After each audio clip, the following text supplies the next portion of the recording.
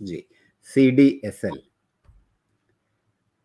नीरज शर्मा जी ने टीकमगढ़ मध्य प्रदेश से पूछा है, CDSL खरीदना चाहते हैं, लंबी अवधि के लिए खरीदना चाहते हैं, आपकी सलाह क्या है? तो नीरज जी, सबसे पहली चीज़ तो मैं आपको थोड़ी बधाई देना चाहता हूँ, या आपकी जो बात अच्छी लग रही है उस पर सराहना करना चाहता हूँ, और वो ये कि आप खरीदने से पहले पूछ रहे हैं। नहीं तो लगभग सारे लोग क्या करते हैं, खरीद लेते हैं फिर पूछते हैं। आमतौर पे आपको एक्सपर्ट ओपिनियन, एक मतलब जो डिसीजन आप लेने जा रहे हैं उससे पहले आपको एक्सपर्ट ओपिनियन लें, तो आप ज़्यादा बेहतर इन्फॉर्म्ड डिसीजन ले सकेंगे। सरकार भी बार बार कहती है इन्फॉर्म्ड डिसीजन लेना चाहिए निवेशकों को। तो वो आप कैसे लेंगे? आपने खरीद लिया फिर तो आप शायद कहीं फंस गए, या किस्मत रही तो अच्छी चीज़ पकड़ ली आपने। लेकिन अगर आप पहले पूछ लेंगे और फिर खरीदेंगे या छोड़ देंगे, वो आपका एक बेहतर इन्फॉर्म्ड डिसीजन होगा। और उस इन्फॉर्म्ड डिसीजन के लिए ऐसा नहीं है कि सुमेश जी ने कह दिया या मैंने कह दिया तो सिर्फ उसी पे आप चल पड़े। एक यहाँ से आपको थोड़ा सूत्र दिया गया कि इनमें ये चीज़ें नज़र आ रही हैं, उसके बाद आप अपनी भी खोजबीन करिए फिर फैसले लीजिए। और ये बात सिर्फ इस शेयर के लिए नहीं है, सिर्फ नीरज जी के लिए नहीं है। बीच बीच में अपनी आदत है, सारे दर्शकों को जो बात फायदे की रहेगी वो बात बीच बीच में बोल देते हैं। तो अब सुमेश क्या कहेंगे, इनको CDSL खरीदें या रुक जाएं अभी? ओके, तो पहली चीज़ की इन्वेस्टमेंट बेट नहीं है ये मेरे हिसाब से। वैल्यूएशन एक्सपेंसिव है। थोड़ी बहुत कहानियाँ चल रही हैं कि डिपॉजिटरीज़ को और क्यों फ़ायदा हो सकता है। मैं उसको डिस्कस नहीं करना चाहूँगा बिकॉज़ जो नंबर्स में मुझे बहुत कन्वर्ट होते हुए इमीडिएटली नहीं दिख रहे हैं। दिखते भी हैं तो वैल्यूएशन में फैक्टर्ड हैं। तो मेरे हिसाब से इन्वेस्टमेंट इस लेवल पे नहीं बनता है, लेकिन मोमेंटम आया हुआ है। मोमेंटम आया हुआ है, एक बारी 200 डीएम में क्लियर भी हुआ है। मुझे लगता है रीटेस्ट होगा। तो अगर आपने खरीदना भी है तो एक थ्रोबैक का वेट कीजिएगा और 1270 के नीचे जब तक क्लोज़ नहीं होता है यू आर फाइन। 1270 के नीचे क्लोज़ होता है तो फिर ये कंसोलिडेट करेगा और फिर टुवर्ड्स 1200 जा सकता है या बिलो भी जा सकता है। तो यहाँ पे वेट एंड वॉच बेहतर है, और अगर आप लेना भी चाहते हैं तो आपके पास मार्केट बहुत क्लियर है, 1270 का क्लोज़ नहीं होना चाहिए उसके नीचे। अगर क्लोज़ होगा तो फिर टुवर्ड्स 1200 जाएगा या बिलो भी जाएगा, वो बताया आप। अपसाइड आके रिस्ट्रिक्ट हो जाएगी बिकॉज़ इसका जो प्रीवियस पैटर्न है वैसा है, वो वैल्यूएशन कंजेशन ज़ोन है। ऐसा नहीं है कि वो प्राइस पैटर्न का कंजेशन ज़ोन है। वहाँ से स्टॉक इसलिए नहीं क्लियर कर पा रहा है कि वहाँ से आने वाले 2-3 साल का प्रॉफ़िट ऑलरेडी उसमें बेक्ड इन है नंबर में। तो फिर वही होगा वहाँ पे आने के बाद। वहाँ पे आने के बाद जो आपके पास यही 1600 के आस-पास का रेंज है। तो मुद्दा यही है कि क्या इन्वेस्टमेंट करना है? मेरे हिसाब से इन्वेस्टमेंट के लिए आपको थोड़े सेफर बेट लेने चाहिए जहाँ पे वैल्यूएशन कम्फर्ट हो। लेकिन क्या इसमें पैसा बन सकता है? बिल्कुल बन सकता है। ट्रेडिंग से बनना चाहिए, अगर आपका स्टॉप लॉस गया तो गया, उस हिसाब से देखिए।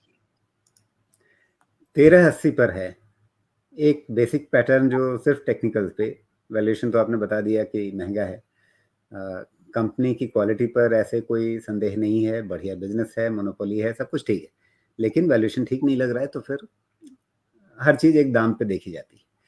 लेकिन सिर्फ जो चार्ट देख करके मैं आपसे पूछना चाहूँगा वो ये कि क्या इसमें एक तरह से कटोरी बनती हुई दिख रही है, और दूसरे कटोरी से ज़्यादा क्या ये मतलब कप एंड हैंडल उल्टा भी बनता है क्या, कि हैंडल पहले बन जाए फिर बाद में कप बने? इसमें तो ख़ैर बहुत बड़ा कोई पैटर्न जैसा बात नहीं कर सकते हैं। मैक्सिमम आप ये कह सकते नहीं, हैं कि मैं हैंडल 1600। कहाँ देख रहा हूँ वो आपको बता देता हूँ। हैंडल देख रहा हूँ जनवरी 2022 से फरवरी 2022, ये जो नीचे आया फिर ऊपर चढ़ा ये मार्च में, तो ये बन गया हैंडल। और उसके बाद जो बना है वो सब मैं एक कप बनता हुआ देख रहा हूँ। मतलब मेरी नज़र ऐसे ही उल्टी पुल्टी चलती रहती है। देखने के हिसाब से है, लेकिन वहाँ पे पैटर्न इंसर्ट करने के हिसाब से ये चार्ट क्लीन नहीं है, इसके स्विंग्स क्लीन नहीं है। तो आप क्या डाउनवर्ड ट्रेंड वहाँ पे इंसर्ट कर सकते हैं? कर सकते हैं। वो सही जाएगा, चांस की बात हो। तो वहाँ पे एक्यूरेसी का बहुत बड़ा इश्यू आ जाएगा। इसलिए हमें ट्रेड कैसे करना है? ट्रेड करना है, पहला टारगेट 1600 वाला जो हाई है वही रखना है और उसके बाद छोड़ देना है, फिर वेट करना है स्टॉक क्या-क्या है। तो 1600 का लक्ष्य रखना है, और नीचे आपने कितना 1270 कहा ना? करेक्ट, 1270। 1270 में पकड़ नहीं पा रहा हूँ, मतलब वहां तक आप पहुंचे कैसे? अब इसके लिए मतलब मेरे मॉडल देखिए, मुझे तो ये भी देखना पड़ता है ना सुमेश जी, इस लेवल तक पहुंचे कैसे हैं। ये मतलब दर्शकों के लिए नहीं है, ये मेरी अपनी जिज्ञासा है। नहीं, ये इसका एक्सप्लेनेशन मेरे पास नहीं है। आप चाहे तो एक रिट्रेसमेंट ड्रॉ कर सकते हैं, हाँ, ये शायद चीज अभी टॉप तक और नहीं लगाई, बॉटम ये चीज शायद। अभी तक नहीं लगाई मैंने जी। वही ना, तो हो कुछ तो सकता है छूटता वहां से रहता है, कुछ ना कुछ तो निकलेगा। अगर आपने बोला है तो कहीं ना कहीं से तो वो लेवल आएगा, कहाँ हाँ, से लेकिन आएगा? मैंने रिट्रेसमेंट नहीं लगाया है, वो मैंने अपनी आंखों से ही देख के बताया। जी, तो आंखों से देख करके जो आपने बताया है वो आपने थोड़ा सा कहीं ना कहीं कुछ 5-10 पॉइंट इधर उधर किया है, या तो 20 डे मूविंग एवरेज है उसके नीचे एक मार्जिन लिया है देखिए, आपने, कुछ तो किया है। मैं फिर आपको एक चीज समझाता हूँ। ये जो चार्ट आप जो देख रहे हैं ना, जी इसमें आप जुलाई टू अप्रैल का मूवमेंट देखिए। इसमें कभी भी ना क्लियर सपोर्ट ट्रेंड निकल के नहीं आएगा। आपको हाई जी, प्रोबेबिलिटी निकालनी पड़ती है। जो मल्टीपल मेरे पास बेड बन के आता है, उस बेड में जो तभी तो हाईएस्ट कटोरी बन प्रोबेबिलिटी। रही है, तभी तो हाँ, कटोरी या और कप मैंने पूछा है।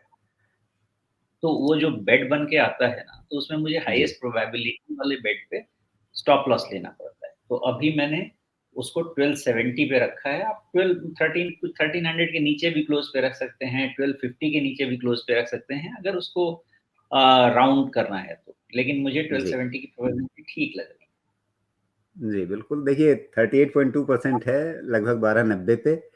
थोड़ा सा मार्जिन ऑफ एरर ले लेते हैं और उसके हिसाब से आपका लेवल 1270 पहुंच जाता है। देखिए मैं आपके तरीके से आपके लेवल तक पहुंचा।